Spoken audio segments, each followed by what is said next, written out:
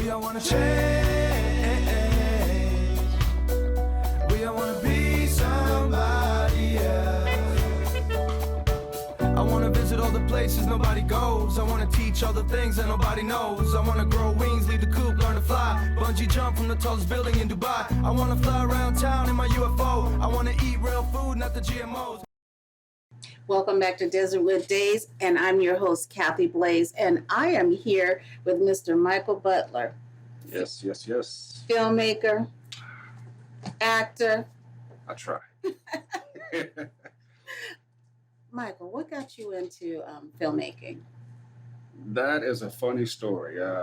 Back when Blockbuster Video was like a big thing, me and my ex-wife, we were in there looking for a movie and everything, and I was reading the back of the movies and trying to find a good movie to watch, and I was like, this one sucks. No, I don't like that one. And she was like, well, why don't you do something better and you write a movie? I was like, you know what? I'm going to do that. I'm going to do that. So I never make New Year's resolutions, but it was like December of 2007, I think. And my New Year's resolution was I'm going to actively start doing whatever I got to do to get to the film industry. So January 1st, I went to Borders and I bought every screenwriting, filmmaking with no budget books and screenwriting for dummies and whatever. Really? I read every one of those books, and Wow. I just started putting myself around people doing productions and everything, and just soaked it up. Yeah, you put some effort into that. Oh yeah. So And that was a smart thing to do because, sometimes people, they want to skip past that, the training and the learning and thinking, oh, I'm just going to go make a film. Right. But you put yourself in those areas where you needed to be. Oh yeah, you got to crawl before you can walk, no matter what you do. So. Excuse me, got a piece of hair in my eye here. I was looking at filmmakers and actors you're originally from Detroit, right? Yes, ma'am. There's a lot of talented folks from Detroit. Oh man, everything from actors, Yes. music, everything, Motown, all that stuff. So there's a rich history of entertainment. Do you feel that you brought some of that Detroit creativity to Arizona? I think that everyone in Detroit, for some reason, has an edge to them and everything. And so whenever I do a project, I kind of bring that edge to it. Like whatever character I play or when I write or whatever, I try to bring that edge from growing up. Would you say that there's a couple of, could you name someone that may have inspired you?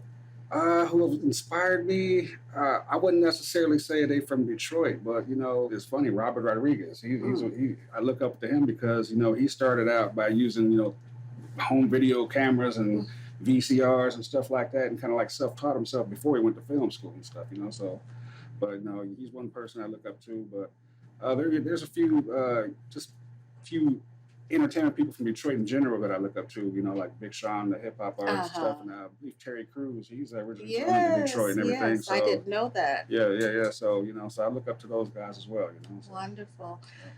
What was your first film like?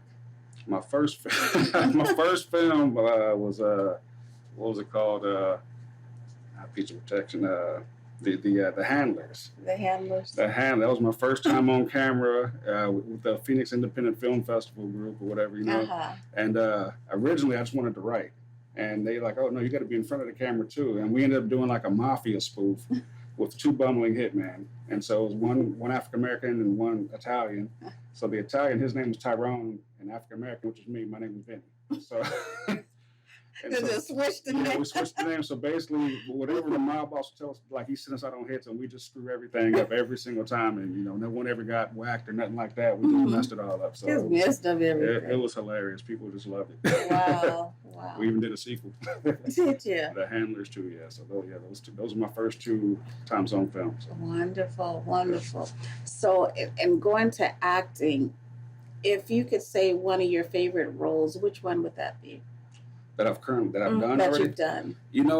I'd say it would be two roles, but they're kind of like the same genre or whatever. So I did a web series called Desert Fever, which you're familiar with. Mm-hmm. You actually played my mother. And then also a film that I just recently done called Detectives 313. Okay. And so both those I played the bad guy. I'm kind of good at playing bad guys and everything. So I kind of got a knack for that's where that Detroit edge comes from. I'm really a laid back person in life, but it's good to act because you can do whatever you want to do. So. Right. But I like playing the bad guy. So. That reminds me of, I don't know if you remember one of our local, he used to be an actor, but now he's into bodybuilding. Okay. And his I'm gonna say his stage name or his name was Animal. Now you say Animal. I You know, ain't no yeah. Animal. You're such a sweetheart. Right, I remember Animal. Yeah, I remember him. Yes. He did a pizza protection program with Yes, me I and Lady, remember that. Right, I yeah. remember that. Yeah, I remember Animal. Yeah. What's up with these motorcycles? You know, I don't know if I'm going through a midlife crisis or what, but I decided to, you know, just to branch out on two wheels for a little bit. So, Add to that bad boy image. oh yeah, you know, I got the bike, got the muscle cars, you know, I got to rep that pole, you know. Speaking of muscle car, I remember seeing something about you using late DMX's one of his hot rods in one of your films. Actually, it wasn't my film. It was a film that my late son was actually a part of. And when we arrived on set, there was a yellow, old school like muscle car, Chevy Nova there, and you know, people were gathered around it. So when I walked up on it, I'm like, why's DMX's car here? You know, everybody's like, who's DMX? Who's DMX? Right. And this is like 8-9 years ago, but. The reason I knew it was his car because he was just on the cover of I think it was Source magazine. He did a cover shoot when he lived out here in Arizona. Oh, okay. And so the car was out in the desert. He was doing a big old photo shoot, and so I'm like, yeah, this is DMX's car. And so, you know, DMX got into some trouble out here, and the car got impounded and resold at auction and everything. So somebody else bought resold it. Okay. Right. So the new owner, he's like, oh, you want to take it for a spin? I'm like, yeah, you know. So he tossed me the keys, and me and my son jumped in, and he was like, yeah, go behind the school here, and there's a long stretch with nobody there, and we just let it rip. That's awesome. That's awesome. So that was fun. Well, I just had to check on this motorcycle thing, see what's because Mama's still watching you. Oh yeah. So Detective 313. The Detectives 313. There you go. Who were you? What was your character in this? My character, I played a drug lord named Marcus, okay. And so he was like one of the biggest drug lords in Detroit in the film and everything. And he was doing some business for some undercover detectives. And he actually made the detectives before they knew that they were made. And by the time they found out, it was all too late. And Marcus wreaked havoc on every one of them, pretty much. Oh, my goodness. So what's coming of this film? What have you guys done with this film? So we cut it into a short. So it went on the film festival circuit as a short. And it's won over 80 awards. Wow, so far. And that's awesome. We had some great Arizona talent in the movie. We had some people come out from California, Philadelphia, Texas, Nevada, and everyone flew to Detroit, Michigan to make that short. Oh, my goodness. And so actually, so production is actually ramping back up. So we're actually going to move full steam ahead and finish it up and make it to a feature. Okay, that's wonderful. That's wonderful. So you have your own production company, No Way Out. No Way Out Films, yes I do. What's going on with No Way Out Films? No Way Out Films, you know, we haven't, we've always been around. We haven't had anything come out in a few years, but you know, we move in silence. We're behind the scenes, still making moves and everything. We're actually still working on a documentary for about combat veterans suffering from PTSD called Unshattered Redemption. Yes. So we've been working on that for a few years now. So it's coming towards completion. That's awesome. And that's like a really powerful documentary because it's going to actually help a lot of veterans out there and everything. Wonderful. So I'm very proud of that project, and you know, it's taken longer than we wanted it to, but it's definitely going to be right when it comes out. Okay, so that's the next production that No Way Out is putting out. That's the next thing closest to completion that we have as far as No Way Out. And then I also wrote I have a short that I've written. It's called Brawler.